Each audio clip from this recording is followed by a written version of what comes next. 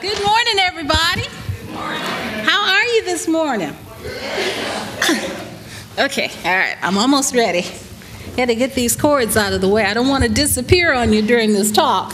Okay. How's everybody doing this morning? Are you happy and you know it? Then you really need to show it, all right? Now, we've got something really special going on here today at 11:30 today. Someone very special is here who is going to speak at the 11:30 service. And it is Reverend Carol Carnes from the Calvary Church Center for Spiritual Living. Stand up so we can all see you. Wonderful. I'm glad you're here. And we cross the borders. Yeah, that's a good thing. All right. Okay, so my topic this morning is we're all in this together. Several years ago, I started writing a book. And I tend to pull this book out every June as a summer project to see what am I going to do with this thing.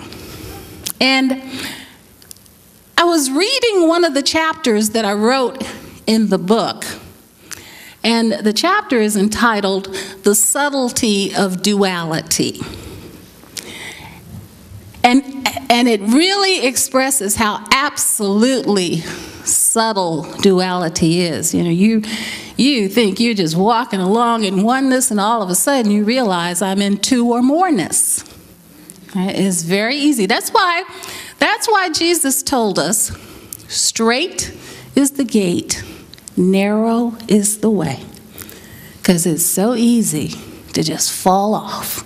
You know, all of a sudden you look up and you go, how did I get here? I was in oneness a moment ago. Okay, so I want to start this morning with a math exercise. I'm just going to be really quick, so don't worry. If you're not good at math, that's okay too. I usually do this in my classes, and I don't remember when I've done it last, so it's your turn. So I want you to each think of a number, any number. You probably don't want to make it too big because you're going to do it in your head. We're going to do it quick. We're going to be doing adding, subtracting, multiplication, and gazintas. You know what gazintas are, right? 3 gazinta 7. Okay, all right, I'm back. Okay, so I want you to think of a number, any number. Okay? Now, I want you to double that number. Double it.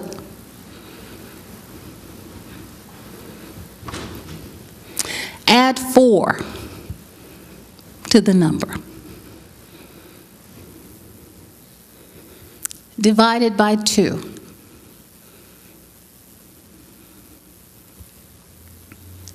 Whatever number you had in the beginning, subtract it from the number that you have now. Your answer is 2. Okay? Now, if you want to know more, you can call 1-900-CALL-DAR, okay? I'll do a reading for you. No, anyway, your answer is 2. And that's what I want to talk about this morning. I want to talk about what life looks like when our answer is 2. That's what we want to look at. We want to look at what does my life look like when I'm walking around seeing 2 where there is only 1. So the subtlety of duality. And when we first begin to explore the concept of duality, we usually begin with the realization that there is no power opposing God. All right? And with that realization, out goes the devil, right? Out goes Satan. And for many of us, That hasn't been a very difficult thing for us to do, because many of us walked in the door with that realization. Many of us came here recognizing that in our lives. So that wasn't so hard for us. The first step wasn't that difficult. So when we start recognizing, though, the subtlety of duality, the first step in healing the belief in duality is to put our concept of God back together. That's what we're doing. That's what many of us did before we walked into this, even walked into these doors. But it's certainly what we do every Sunday. It's certainly what we do in class every week. We take our concept of God and no longer split it up into two opposing powers. It has to be one.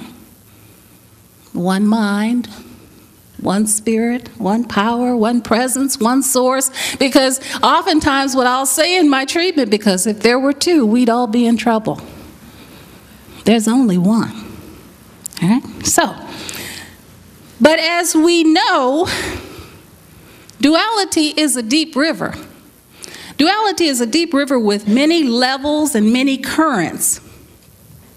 And what we find in healing our belief in duality is that as soon as you eliminate one level, all of a sudden you see another level of it pop up in your life, where you're taking things and dividing them and seeing more than one.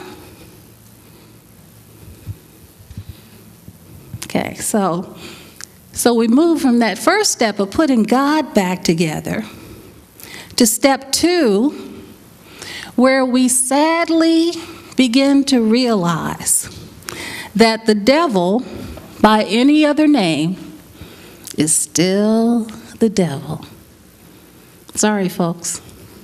Sorry, okay?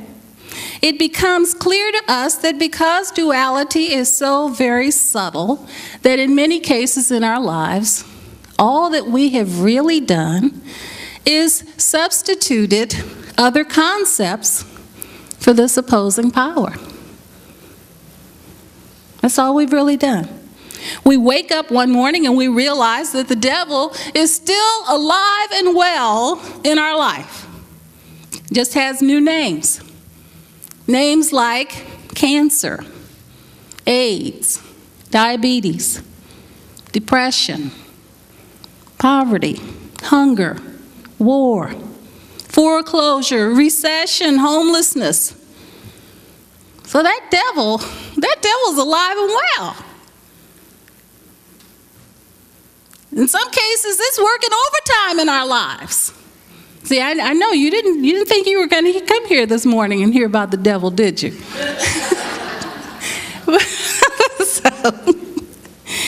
But this is really important to recognize, because we simply, in many cases, have just taken a one idea and substituted it for another.